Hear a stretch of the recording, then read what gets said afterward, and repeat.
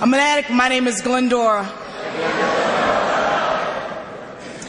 And I'm only clean today because of a loving God's grace and oh so tender mercy. To Southern California Regional Convention Committee, thank you for, I'm overwhelmed at the crowd. First of all, I thought I paid a couple of y'all to go somewhere else, but I see y'all didn't listen and y'all showed up here, and I'm overwhelmed by the hospitality.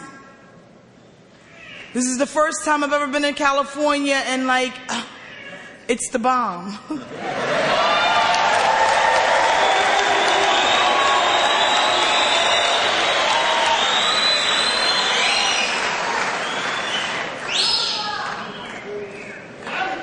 For the addict that felt that there was no tomorrow, for the addict that felt that hope was long gone, for the addict who felt that one more hit would get him through the feeling, welcome to Narcotics Anonymous. We need you.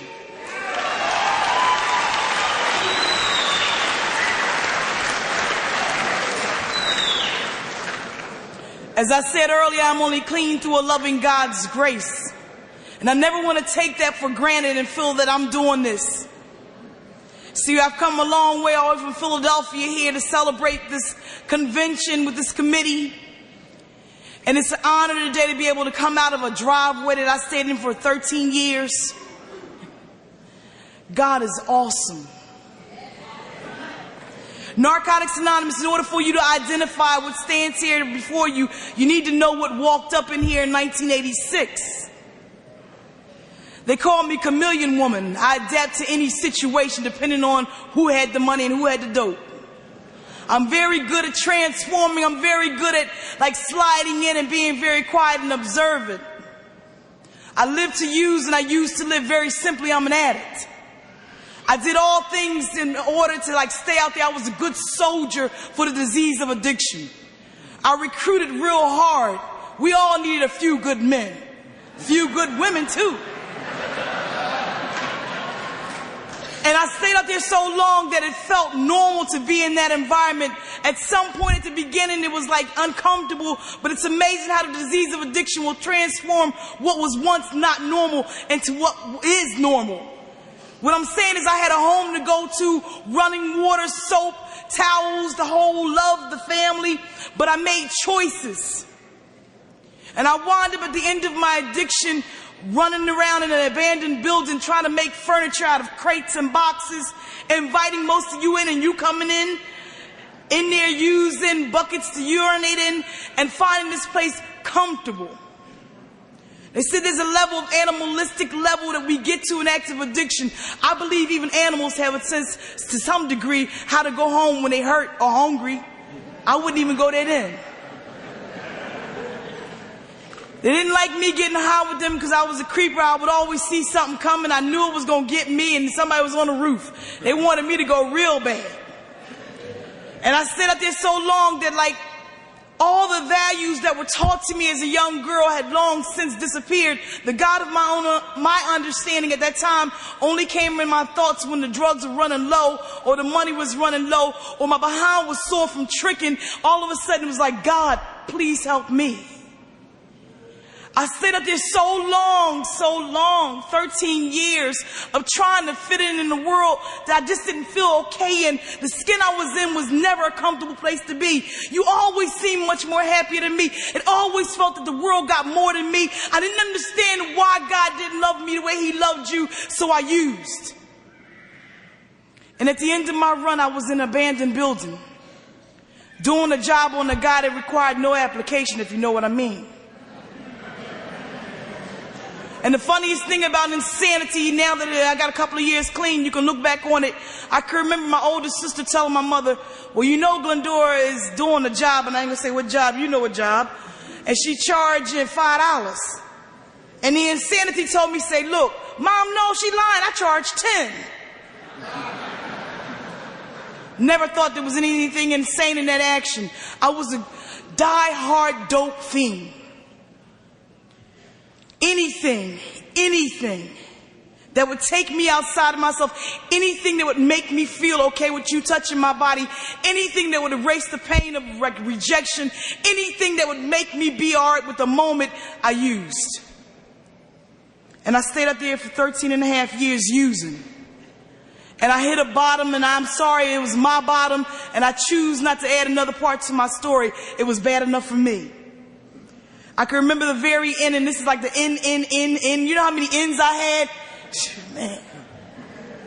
Every weekend it was the end.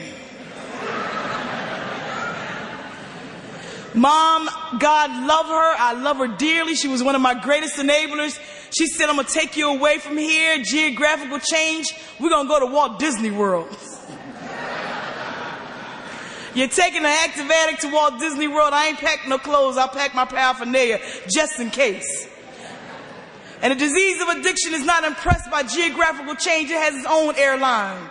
It came right along with me.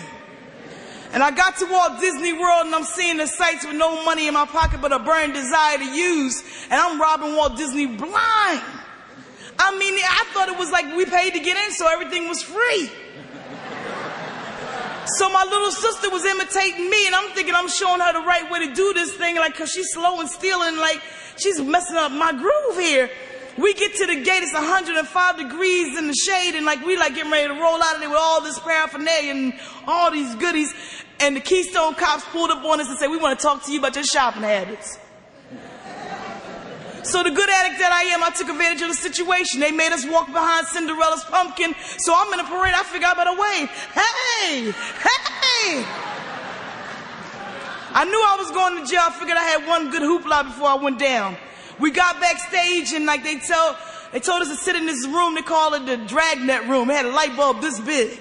So I said, I know they can't do nothing with us. And they called in the two witnesses that had spotted us picking up the stuff. It was Goofy and Mickey Mouse. And Mickey Mouse pointed us out. He didn't say very much. He didn't have too much to say, I guess. So I'm figuring this ain't gonna stick. An amazing thing about the disease of addiction, it locks you into like denial. Now I saw all the television cameras, but I figured they were filming y'all for a video later for HBO, so they wasn't watching me. So he pops in a video cassette and he presses play, and I see me right up in the camera like this. And he said, is that you? I'm like, no, you know we all look alike.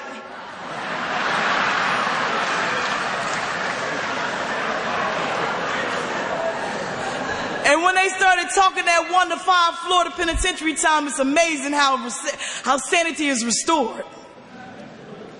And I got humble, and I got back to Philadelphia only through a wing and a prayer. And I continued the carpet search. I did all the things that you're thinking right now. I've done them.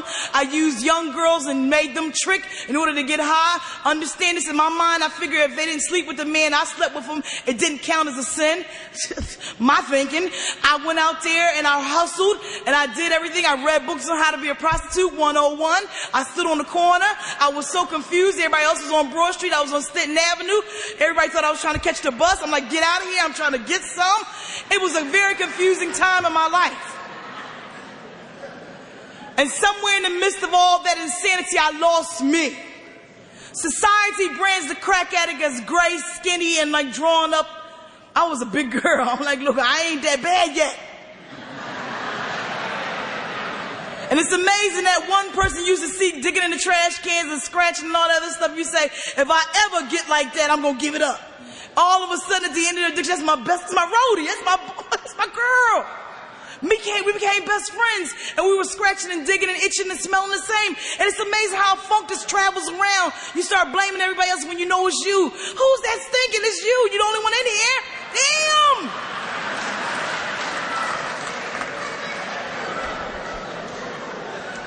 And you know it's bad when you start getting sick and tired of being sick and tired. And I remember that addict's last cry, my cry. I remember curling up in a fetal position and like locking and holding on to my knees. And there's a feeling that hits the pit of your soul where you say, I just can't do this no more.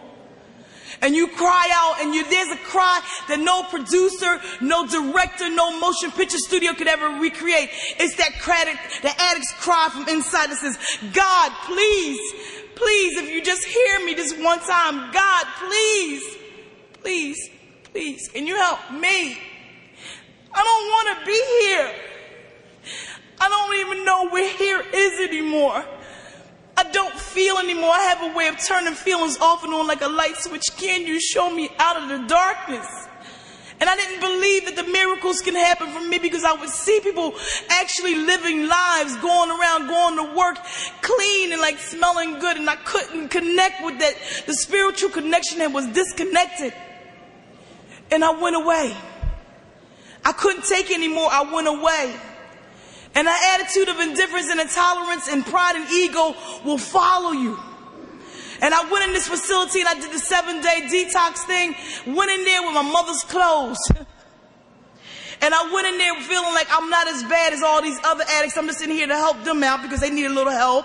Because I only use twice, day and night. So it's like no problem really. So I go in this place, and out of 17 women, the man that's like intaking us, he picked me out of 17. He said, don't you go up there and mess with them men. I'm like, why me? She looked like she would mess. Why? Didn't I? The second day, he knew.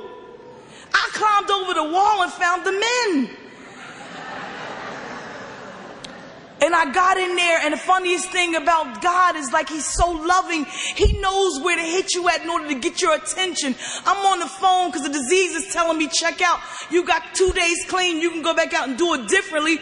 And I'm on the phone with my biggest enabler, my mother, and I'm saying to her, these people got abscesses and big holes, and they're scratching, and they're not looking too cool, Mom. Can you come get me? Because I'm going to be good. If you lock me in the morning, throw some food in there in the afternoon, and let me out at night, I'll be all right. And Mom is feeding into the line. And I'm sitting there on this phone, right across from me, there's this elevator that lets you up to the detox floor. The elevator opens up and these lights come out. And the guy was sitting there talking to somebody behind him because his back was facing me. And he had on one of the little hospital gowns with the little knot in the back where the booty be showing. And I said, Mom, I'm going to stay one more day.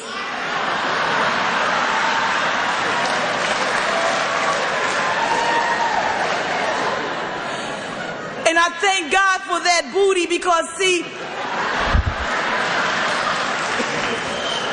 the next day, Narcotics Anonymous sent H&I up there and I got a message of hope.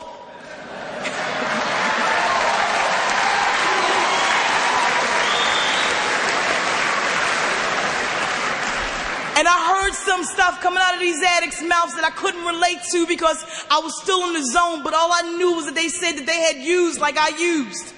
And that they weren't hurting anymore, that they had found a place where they fit in with other addicts just like themselves. And they met regularly and they did things together. And I didn't understand the concept of like getting with someone and not using. All my life had been geared towards using. So when I came into my first Narcotics Anonymous meeting, I had 8 days clean. I had a box haircut that was not in style. I had a prize fighter belt from the thrift store, a pair of bell-bottom pants that was definitely played out, some $9.99 shoes that was turned over at the ankle because I had stole them, and you know how that goes. And I stood there in the back with all the men because y'all know y'all needed me back there to keep y'all like calm and cool. And I was on inventory roads checking you out and making sure like, look, in order for me to feel okay with who I was, I had to look at you because I didn't want to look at me. And it took an experienced member, an old timer, you know, to come back there and say, you come up here with me. I'm like, you want me? And he said, yeah, you come on up here. So I followed him up and like I'm following him like a beacon and it's amazing. I told you God is awesome. Cause I'm like, we can stop right here. We don't need to go all the way up front. We can talk right back here. You ain't gotta go. Why are you going all the way up there? You don't need to go up there. He walked me over to the front row. I'm like, oh no, because see the thing about being a new member, you wear your feelings on your sleeve, and I felt like the wind, my eyes were the window to my soul, and if you looked at me, you would see all the degradation and all the embarrassment and shame that I've carried with me. And when he took me on that front row, I felt y'all all was staring at me, and it was going to be like a conversation on who and why is she here. And y'all all kept hugging, the women kept hugging and the men kept hugging, and I thought it was a gay convention, and y'all passed this basket around, so I knew y'all were a religious organization, and I thought y'all was kind of like cultish. I was so confused, but I walked and I followed him because he was cute. And he set me on the front row, and he said, you need to sit right here. And I'm like, well, where you gonna sit at? He said, no, you need to sit right here. This is the critical care unit, and you need to be right up here in front.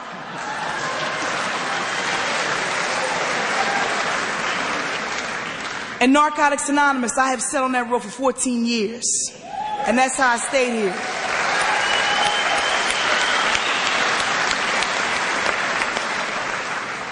So, begins the journey. We are miracles. My father told me with 8 days clean that I would never stop using, that I'd be a junkie and die a junkie just like him. I looked at my father and I didn't know how to say it then because I was afraid that what he was saying was true. I felt that like whatever parents said was the ultimate like verdict. And I took it like this. I'm like, look, just for the day, if I don't use, just for the day, if I like stay around them NA people, just for the day, if I like get some new people around me that are about something that I'm about, I could possibly make it too. And I started showing up. I was a meeting making mother. I got my mother's van and I figured if I had to go, all of y'all got to go. Just jump on top, hang on the door. I don't care. We got to go to the meeting. We must go because I don't know how not to use. I don't know how to live. All I know is for an hour and a half I'm safe. And I started making meetings and I started showing up and I don't know when the miracle happened, but I tell you this, it was maybe the 9th or 10th or 12th day clean. I left a meeting and I didn't go through the back driveway. I didn't go down 5th and Butler, which is a copping area in Philly. I went straight home. That's rare for me. And I went in the house and I came through the front door and I had a key. I had a key again and my mother didn't make me clap my hands and let me know where I'm at. I went to my room and I went up in my room and I washed my body in the shower and I got on clean sheets and I didn't roll from under a trick. I wasn't doing anything that made me feel degrading. I put on clean underwear. Do you understand? From tricking, I hadn't had those things in a long time. And I laid down on sheets and I didn't pass out. I didn't go into a coma. I went to sleep, a sleep that only God can give you. Because see, I was living a life that I had always dreamed of and I didn't know it then, but I knew something was different. Something was different.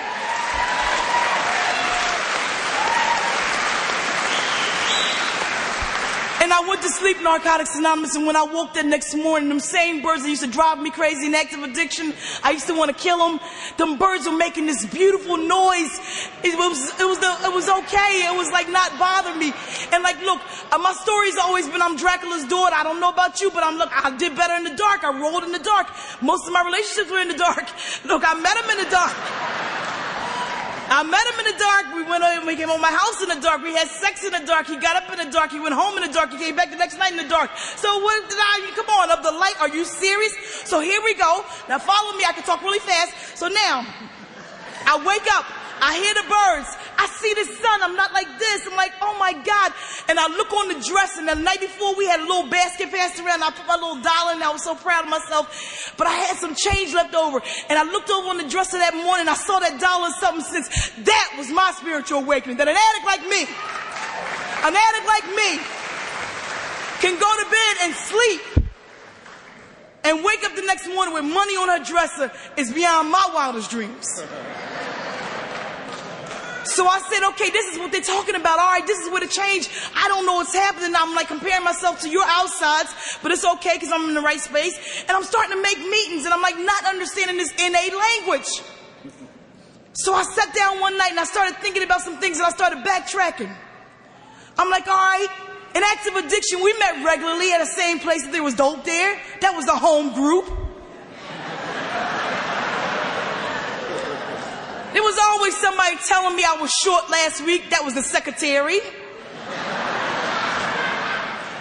There was always one active addict who told you, like, look, we're going to put this money together and go get this. That was the treasurer.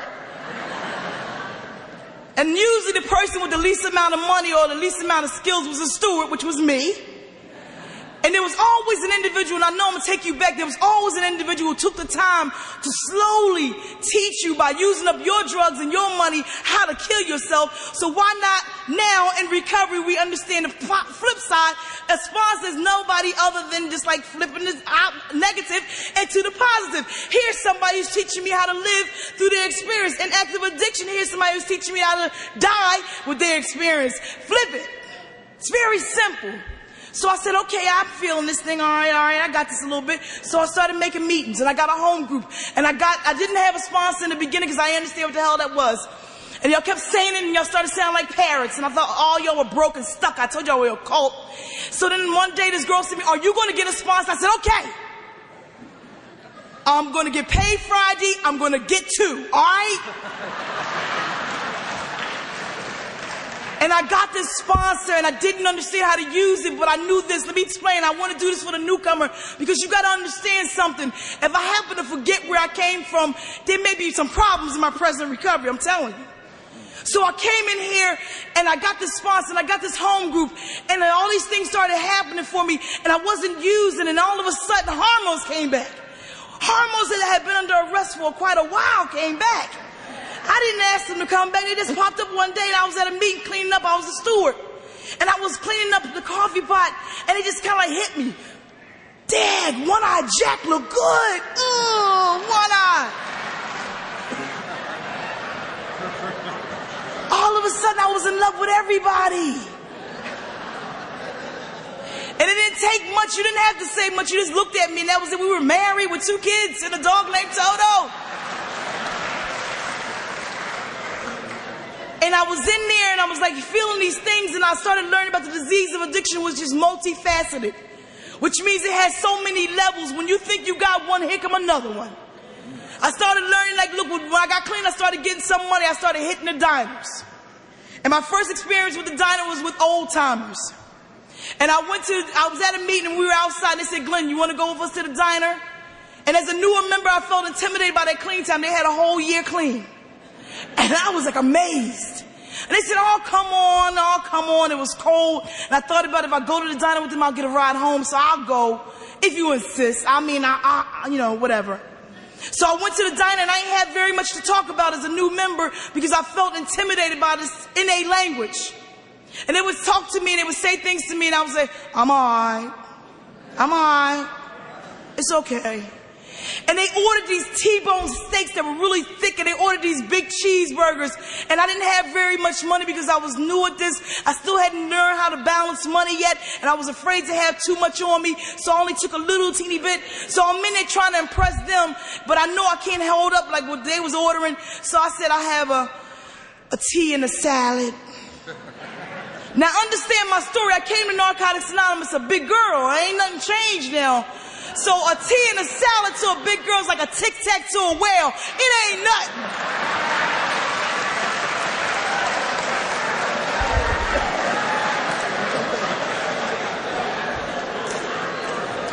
So they steady talking, and they eating, and the experienced member with the most time, a year and 2 months, said, waitress, order this girl a cheeseburger. I'm all right. Still in denial. My stomach said,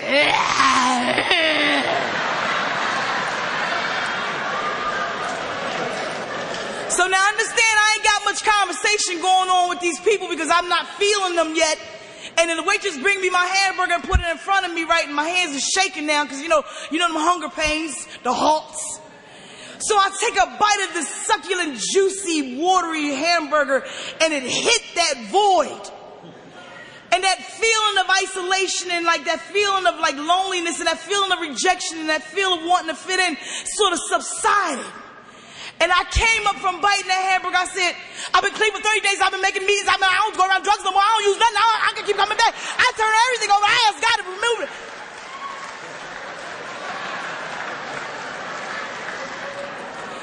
And they looked at me with amazement. They said, we didn't know you had all that in you. And me thinking like a good dope fiend that I was at that time said, well, dag, if I keep doing this and hanging around them, I get free meals every meeting. They said, come on, when the food was all gone and we got to leave, they said, now, this is the time where you take what we gave you and you pass it on to someone else. Do for someone else what we did for you, and that's how we do it. You can't keep it unless you give it away, Glendora. An addict with 2 days clean can turn to an addict with 1 day and tell them how they got that day. Never forget that. And I started making meetings, and the transformation happened, and there's a lot of years, and I just want to hit the high points for me. I came into Narcotics Anonymous, not young, not old, just kind of like there. I smoked up many years. I was one of them back 70s girls, my age, right? Remember them days in the basement, them parties in the basement with them black lights with the girl posted that glow in the dark? Yeah. There's some people here remember them days. Remember them days with that black light used to make lint come all over your clothes and you'd be picking and picking and picking? I thought about if crack was prevalent, then I probably would have smoked up half of y'all. All that white stuff. So I came in here and I didn't know how to fit in, and y'all started having these darn dances. And I didn't want to let you know that I had like smoked up the 70s and 80s and a couple of, I just didn't know how to dance. And I got to my first NA dance and I was still living off of old information. And I got in there and this guy had the nerve to come over and ask me to dance, and oh, that was it. And I got up there and I was getting it. Boy, I was doing a robot to Michael Jackson and everything. And I thought y'all were watching me in order to imitate my steps, but y'all were just like, damn, keep coming, girl. Just keep coming. And that's how I learned, by making mistakes and watching you. And I started learning about, like, I wanted to be a lady. I had so long, like, tricked and worked the streets and hustled and whored. Even in the first couple of months, let's try years in recovery, let's be honest. I wanted to learn how to be a lady and keep my legs closed and stop treating them like they were peanut butter, easy to spread. I wanted to feel okay in the skin I was in. I was tired of using things in here. So I started hanging around ladies. And I started imitating them and doing what they did. And they took me to a mall. And I'm doing this for the newer member. When you get clean, you're going to hear recovery is an inside job. Yes, we do know that. But in order for you to touch the inside, you got to get through the outside.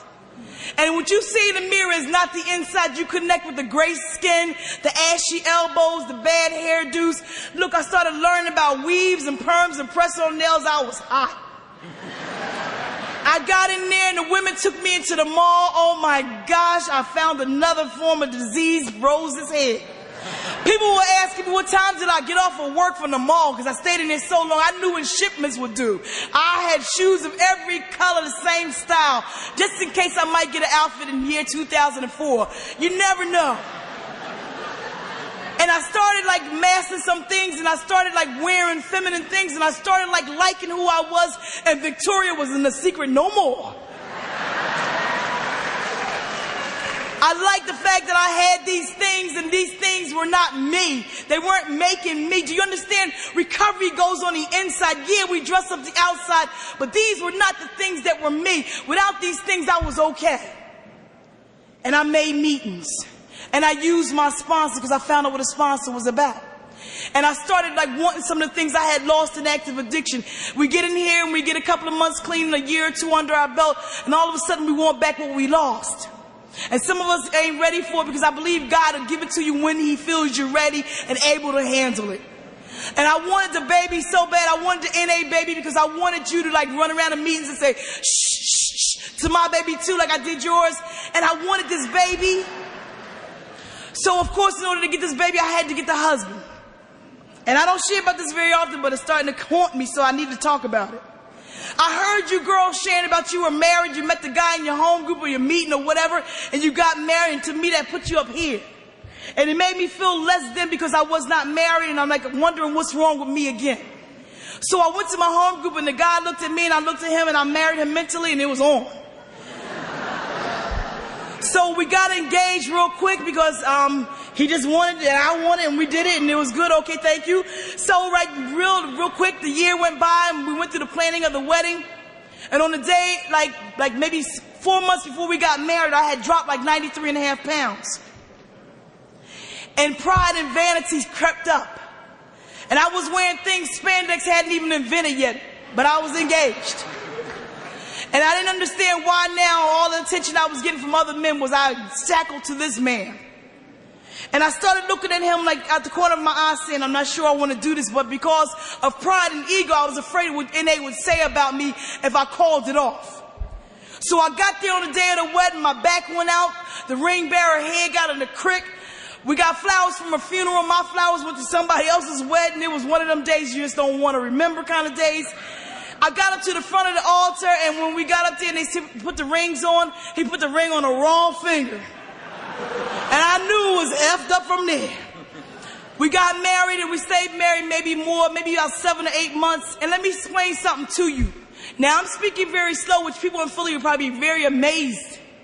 But my husband, he stuttered. And I'm not talking about people, I'm not being negative. It was who he was. But he would stutter and kind of like a lock stutter, like, I talk fast, so I know my defect of character would be to get into an argument with him that he could not win. And I would gear up.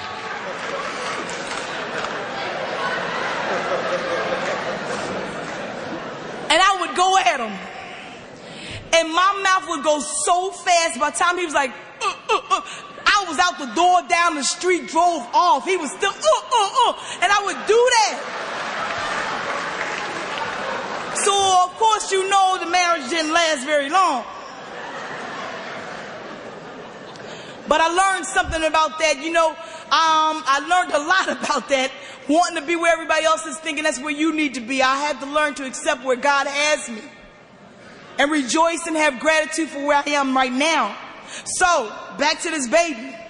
I've had every surgery possible in recovery to have a baby. And the doctor came to me and he said, Mrs. Bellamy, you know, there's nothing that can help you. You're hopeless. And for an addict to be told that they're hopeless, it kind of like crushes everything you've been taught in recovery. But if it were not for you and me making that meeting that day when that doctor told me that, I believed in my heart that I would have fell apart, I would have crumbled. I'm not going to say used, I'm just saying I would have crumbled spiritually. Because you rebuilt me back and you let me know, like, having a baby does not make me a woman. It's like the thing is that I think are very important, our top A, number one, they ain't that much no more. So I kept making meetings and I started changing and life goes on. And what I'm talking about is levels of acceptance and recovery. Everything is not going to happen the way you think it should happen. What I had to learn is how to accept what God gave me and be okay with it and pray for patience when things wasn't moving fast enough. And that's what I learned through the process. So I got a sponsor and I said, I want what you had to offer. And I'm willing to make the effort to get it. But I understand there are certain steps that I must take. See, I've done the things with the men. I've slept around. Look, it got to a point where like I felt men need to take numbers like in a deli. 36, yeah. And I need to share this for those that are stuck there because this is the beginning of a convention and it's week and it's very fun and it's nice. We have a tendency to get selective amnesia. We leave home and we're married and we get here and forget we are. And somehow it's like it ain't cool. So I got selective amnesia quite a lot. So I got in these rooms and I learned about the disease of addiction. I learned that I was always trying to fill a void with something. Most of the time it was penises. I've had big ones, short ones, tall ones, small ones, ones you gotta look for, ones you can't find, ones where are they? I ain't seen them last time. I've had them all. And I learned something about that. Like, look, what I learned that recovery cannot be sexually transmitted.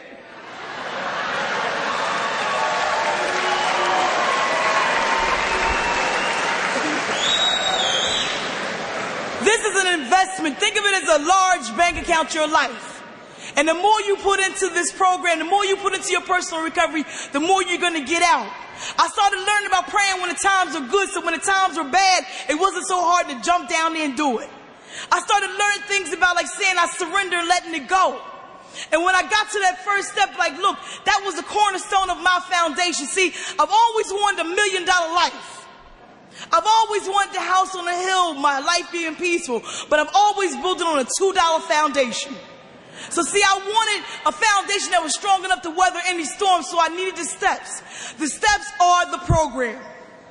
And I got a sponsor and I got some literature and I didn't like leave it on the shelf and allow dust to grow on it. I kept my tools on me. What are my tools? I started learning about honesty, open-mindedness, and willingness. And with those, we are well on our way. Where we are well on our way, getting to know who we are. It ain't got nothing to do with you. It ain't about you. It's about me. It will begin with me and it will end with me. I'm the one who at the end of my road has to stand before my God for judgment. I ain't got to worry about you. It's hard enough trying to deal with my own yard instead of standing in yours. So I started working on me and I started transforming. And I took that first step and I started learning that it's real easy to admit I'm an addict. I'm a great actress. They say Sybil has 16 personalities. My name is Ibble. I got 21. You never know who I am. So I had to take it on a deep level of acceptance. Like, I can't save my father.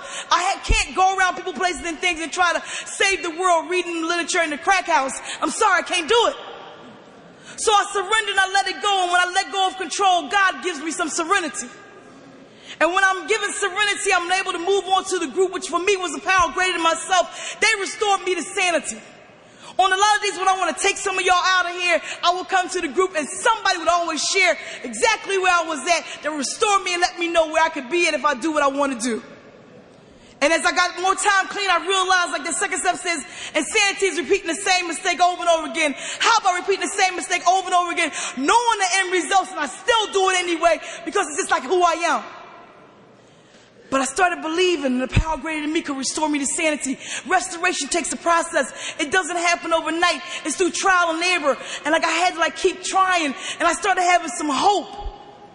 And with the hope, I was able to transform over to a third step, and I had to make a decision. And it's so easy when you wake up in the morning to be real spiritual. God's will be done. But by lunchtime, you got a lunch break at work and you sit down in the park with your girls and this brother run by looking like, all that, my will be done.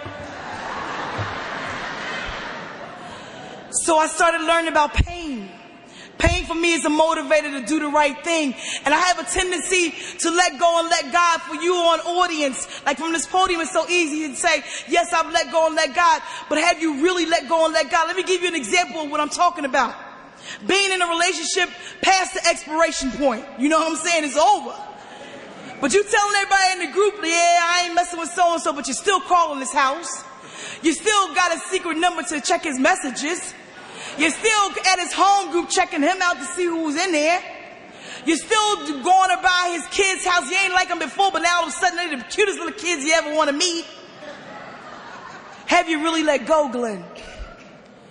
And I realize when the pain gets great enough, the ability to let go becomes easier. And I make a decision and I have to sometimes go back and ask God, why you allow me to pain again? And he says, because you didn't learn the lesson the first time. Let it go. And when I let it go, I'm able to start taking a look at myself and the part I play and the patterns in my life that keep me in the pain that I stay in. And I did a 4-step inventory. And I stopped procrastinating and stopped putting the pen down and I just faced it. And every time I would get stuck, I would pray for God to give me the strength and courage to face who I am. That I'm not a bad person. I'm not a great person, but I'm not a bad person either. And it's okay to talk about me because it's for me. And through a 5th step, I understand the divine order of life. God, myself, and another human being. If I kept life in that order, it would be so much more simpler. Because I have a tendency to put whatever relationship I'm in before God, and God takes it away every time. So I started learning about the exact natures of my wrong, which is another name for a character defect. And it's just like when the girl who looks really sharp, dressed really nice, comes into a meeting and asks me, say, Glenn, where you get that shirt from? I like that. All of a sudden, my self-esteem is being attacked because I don't feel like I've made up to her. I'll lie and say something like Saks Fifth, Lord & Taylor's, knowing it was Kmart. My self-esteem is like just not there. And the 6th step, I become entirely ready when I become entirely ready. Not when you think I should, but when I become entirely ready. Situation and point. 12 years clean. I was in a car, my car.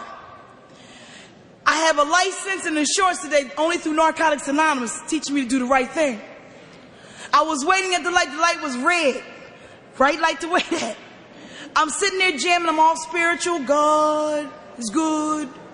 I'm sitting there and I hear this car slam on brakes and it hit the back of my car. My car slammed into the car in front of me. I'm in the car and I'm saying to myself, because you taught me how to do this, God, don't let me act like I'm asshole. God, let me be spiritual. So I'm all spiritual up and I'm like, I'm okay, I'm all right, I'm fine, all pieces are here. I get out the car and I'm going around checking the 2 people, making sure the girl that hit me wouldn't get out the car. And I'm like, it's okay, I'm all right, I'm fine. So I go, which is a main street, Broad Street, and I'm directing traffic. I'm like, everybody go around, no blood, no arms torn off, go around. And as I'm standing there directing traffic, the sun comes from behind the clouds and like it shines on me and I see my shadow on the ground. I'm looking at my shadow. I'm like, something is wrong. Something ain't fitting right. And I'm like starting to check myself and I felt up there. Girlfriend knocked my weave. I'm like, get out the car. Come on.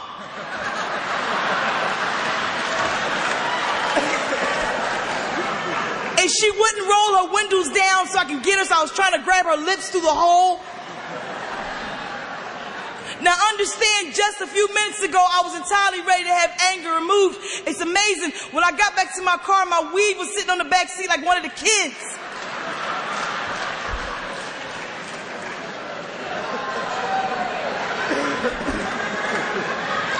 And God in his love for me sent a 7-step member, which was a police officer, and I humbly asked God to remove my shortcomings. And I realized like I had done some harm through an 8th step, and I made a list and I checked it twice, and I really found out that I was not too nice.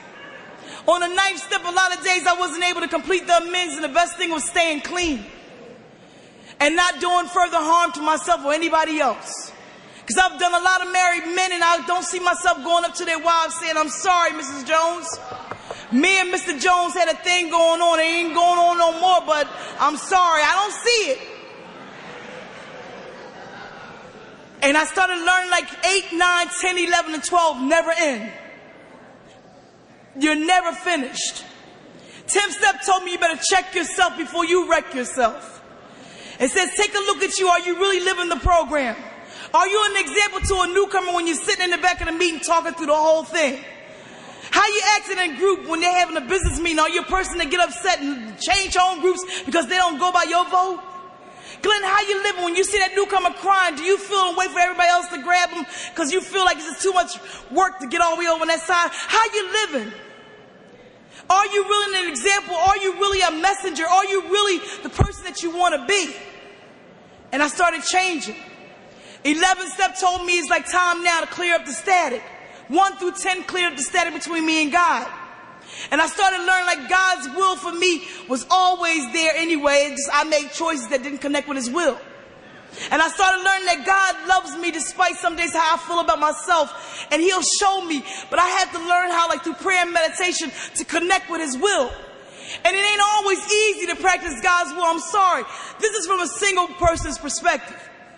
When you go home and you're alone and that side of the bed is cold, and loneliness steps in and tells you that you're not worthy, you're not pretty enough, you're not sexy enough, you know, all these things. Loneliness has a voice like no other. It'll tell you you'll never be anything, you'll never have what she has. No one will ever stand the storm with you and like really stick it out. It tells you these things. You start doubting God. And I had to peep like and pray and like say, I know this is a lie because I know God, all you say for me to do is just be patient. What you're creating for me and a mate is going to come in your time. What you want me to do right now is work on me so when my mate comes, it won't be like I got to leech off of him in order to be whole with who you are. And I had to change. I had to make some serious changes, Narcotics Anonymous. One of the most serious changes I had to make was this year. I need to like share, I think any speaker that comes up here, she needs to let you know who they are. Before I got to that 12 step, I've done some experiences like still with years clean, still mystifying, like amaze me. On June 7th, me and my mate broke up, boyfriend, whatever you want to call him. We broke up, he moved out. To be really honest, I moved him out. Time went on and I started dating someone else. Now understand, I follow the story. I started dating this other guy. This other guy was like very religious, but he was in the program, which I thought was like so great. It balanced out. And I saw this guy and I'm like thinking, this is the man for me. God sent him. I know it. He's got my mark on his forehead, made for you. And I wanted this man and like he said, no sex. I said, excuse me? He said, no sex. Okay. Y'all said, try something different. All right. So I wanted to do the courtship thing, the little Brady Bunch or Mrs. Brady kind of thing, like, all right, no sex. But somewhere the hormones, and we being real, and I gotta be honest, hormones started showing up because it had been kind of a long time. So he was kind of like running from me and like hiding and kind of like not giving me no womp womp. So my ex who moved out all of a sudden wanted me back, but in the meantime, because of his gambling addiction, he chose to rob a bank. He came back trying to be my boyfriend again, but the problem is when he came back, so did the Federal Bureau of Investigation, the FBI. So the FBI was chasing my ex-boyfriend who was chasing me, And I was chasing the boy that wouldn't give me none. So this is the story how it go. The boy, he's running, hiding his stuff. I'm trying to get his stuff. He trying to get my stuff, and the feds trying to get his stuff. And we all running. Everybody going. Everybody going, no, no, no, no, no.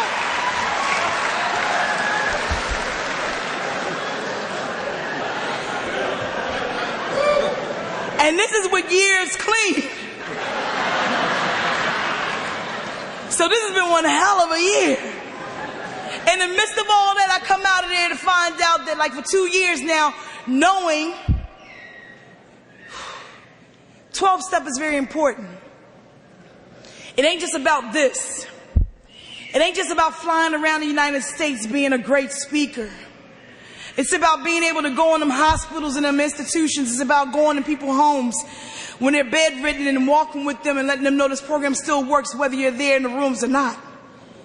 The 12-step is the way I live. It's ingrained in my spirit. It's the way I deal with people at my job.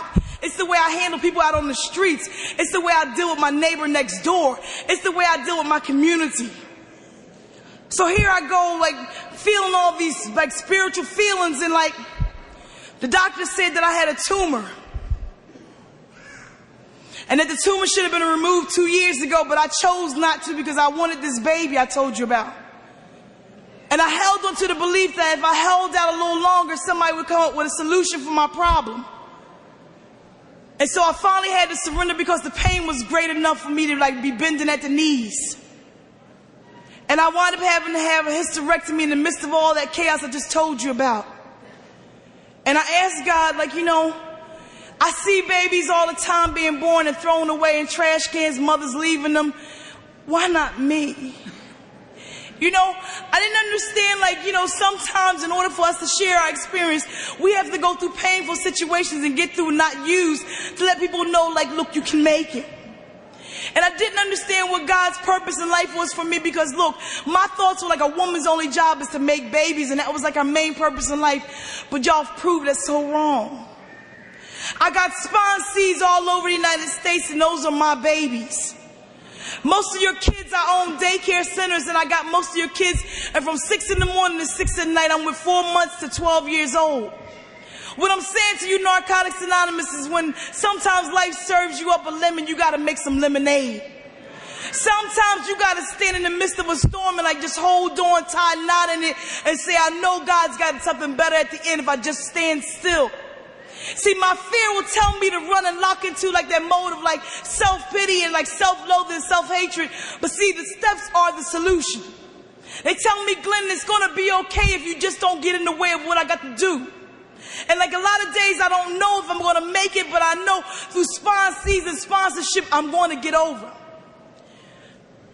Very simply, I'm a 41-year-old woman. I ain't got no back teeth. I can bite you, but I can't chew you up. I got a bad back. Boobs don't stand up like they used to. That's real. But I got a heart of gold, and I got a heart, and I got ears to listen. I've been dealing with great levels of honesty. I got a story to tell. I am an addict. I am an addict that has come and seen some storms that most people thought like they would never make it through. I've made it through. They say that we couldn't. They said the dregs of society, the wretched. We are that. But they usually use the wretched in order to be the messengers. We are the messengers. We are the miracles, Narcotics Anonymous. We are the ones society said couldn't do. We're the ones that people will be afraid of and say, like, look, I can't touch that. I can't do that. You ain't going to be able to make that. But see, let me tell you something. No matter what life throws at me, if it ain't going to kill me, it's only going to make me stronger. And I ain't taking no laying, no cuts, no shorts. I'm coming up and I'm standing up with some courage. And a lot of days it's so hard to stand up for self, but part of God's will is to be able to be assertive and speak up for who you are. I've learned so much about God's will in the area of relationships, sexual. Oh man, I gotta do this. I got a couple of minutes, I'll talk real fast. I've been working on this area of sexual relationships. I am not the poster child for relationships. Please do not know. But I started learning some deep stuff. There are 4 levels in a relationship. It's that first level we call the enchantment stage. That was when everybody looks good. You're on the phone. You don't want to hang up. You can't. Oh, you smell his cologne still in your. Ooh.